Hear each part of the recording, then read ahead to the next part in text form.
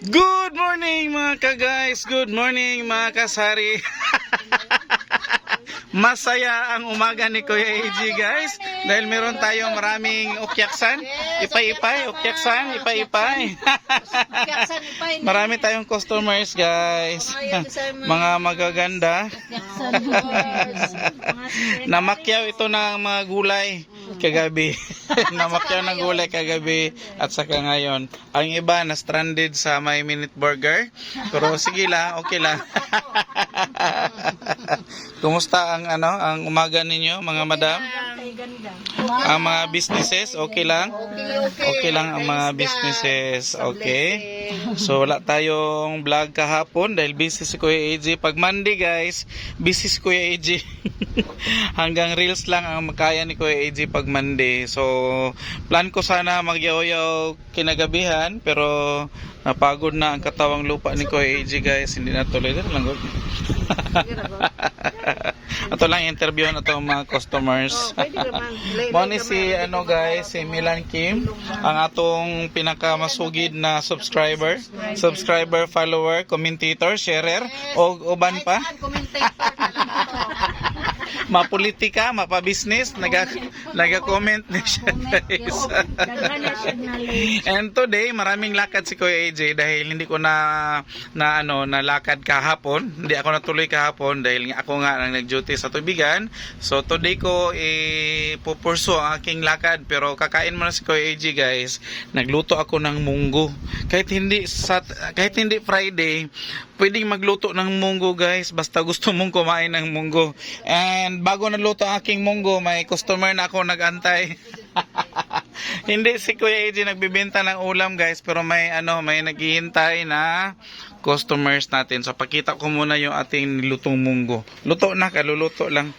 Pawisan pa si Kuya AJ. So pasok tayo. Pasensya na sa mga kalat dyan. Ito yung ating madilim. So ilawan muna natin. Ito yung pamahaw ni Kuya AJ guys. Kaluluto lang.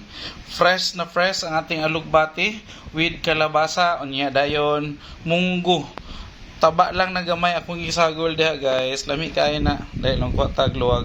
Yan. So bagong haon yun, bagong hain yung ating gulay na munggo. Ito yung masarap sa alugbati guys. Huwag nyong i-overcook kasi pag na-overcook siya, mag-iba ang kanyang kulay, hindi na siya green. Magiging brown na siya. So yan, tamang-tama lang, hindi rin siya half cook. Ayaw ni Mami Iya yung half cook na lugbati dahil langto daw. Alam niyo yung langto sa Bisaya, sa Tagalog yun, yan, basta yung lutong-luto na tama lang talaga ang pagkaluto. Kaya yon. Yan ang pamahon ni Kuya AJ. So mga unta karon guys, mga unta kay nagano ni Kuya AJ na itanglad ako kay tanglad murag pa sa manok. Mga unta kay daghag lakaw si Kuya AJ karon. So need na ko og energy. Ang munggo is a good source of energy dahil siya po ay protina. May alam pa si Kuya AJ sa mga pa-protein. So balik tayo sa tindahan para makaprepare na si Mami Iya ng ating pagkain.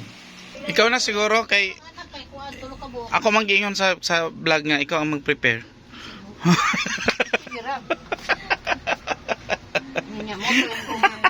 Ano sa mga chika diya eh? Si Sky.